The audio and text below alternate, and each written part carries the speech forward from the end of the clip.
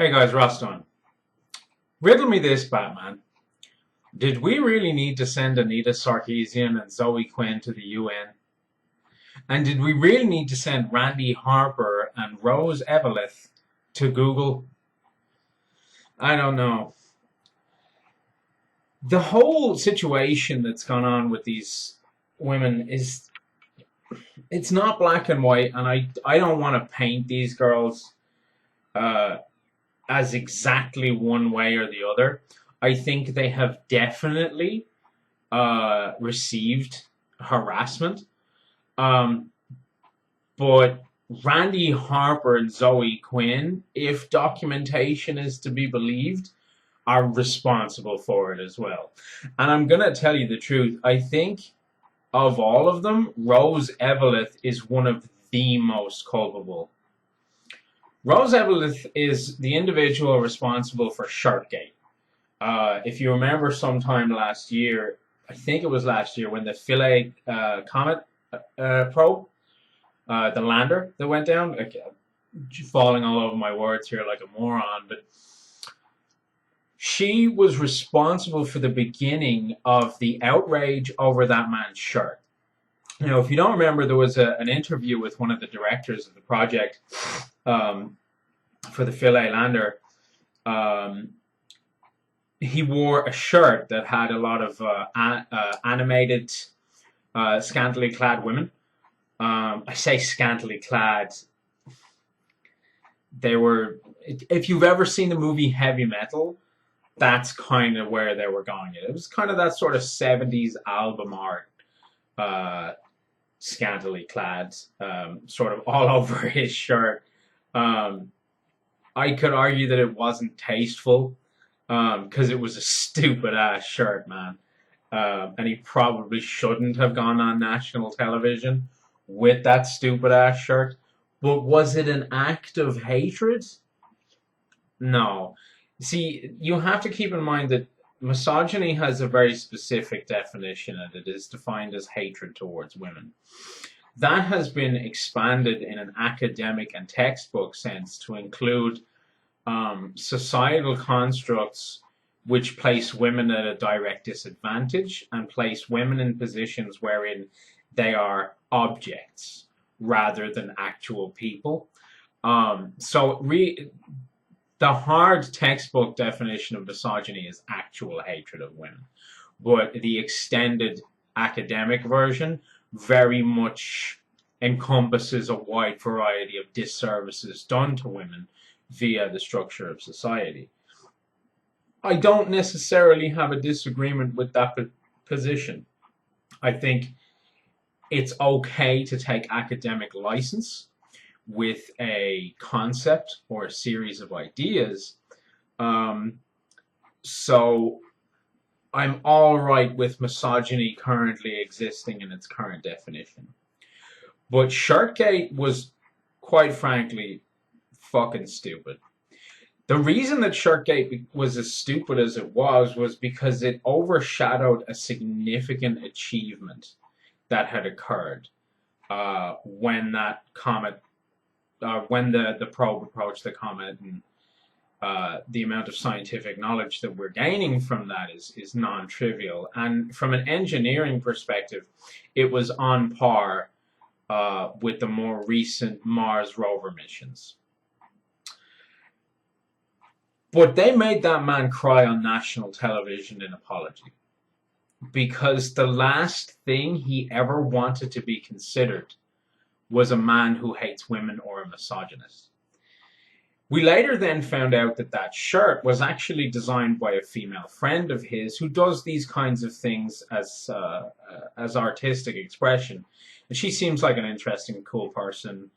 But once we found out about that, in fact, a lot of people didn't find out about it. A lot of people didn't find out that that shirt was made by a woman as a celebration of women, as a celebration of that kind of interesting and cool position women have played in that form of media, or did play in that form of media back then.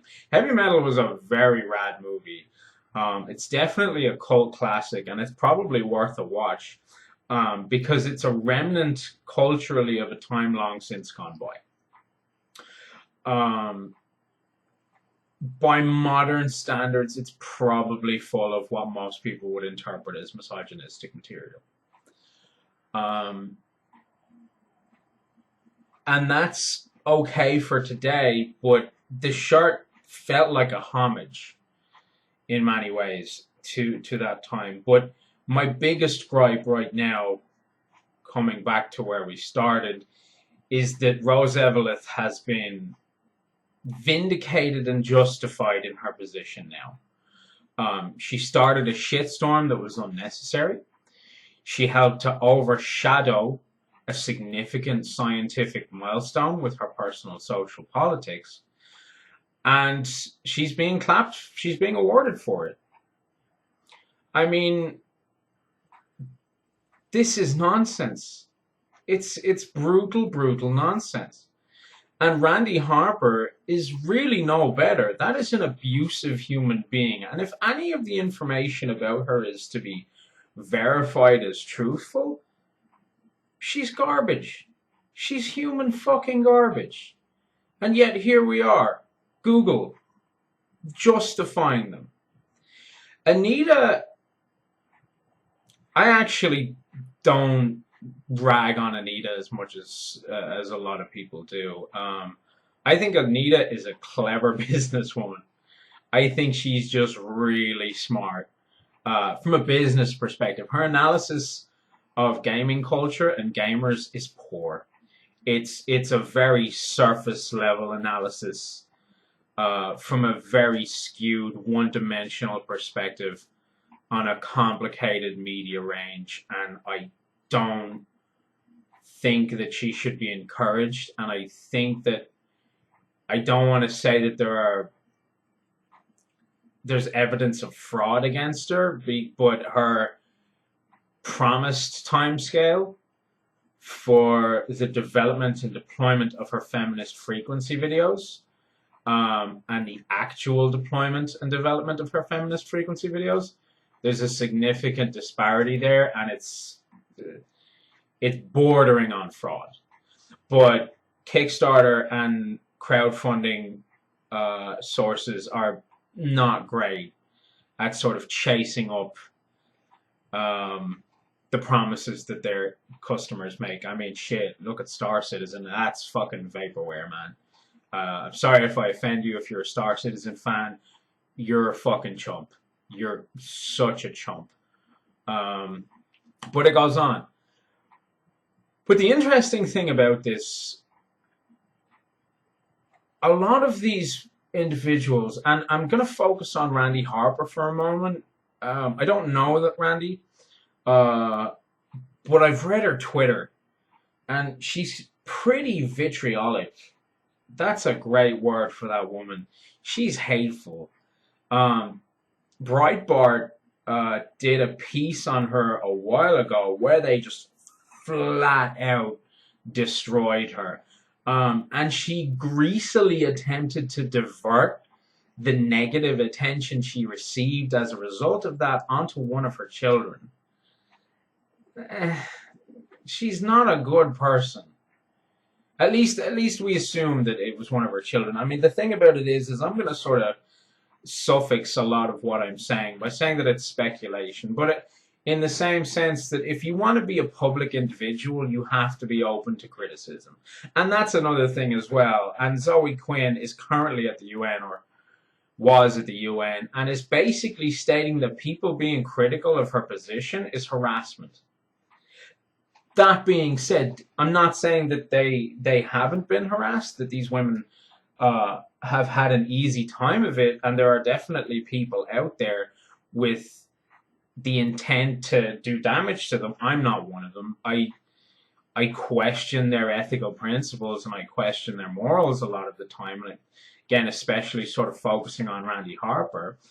But this video could be considered, this video right now is probably would be considered harassment. I'm being critical. I don't have an emotional investment in these women or these individuals. I don't think people should, but I think people should be critical of them. Um, I'm disappointed with Google especially over Rose. And Randy Harper is not a great person to have any sort of input on harassment. Anita, sure. I'll give it to Anita. I mean, Anita has just been threatened constantly. Um, and she has maintained a very distant sort of, that's okay, I'm not happy about it, but I'm not going to melt down about it attitude. Whereas everyone else just flips their shit constantly. I'm surprised. I'm not sure if Brianna Wu is involved in this Google meetup, but they could be. But Brianna isn't even that bad either. Brianna writes nonsense.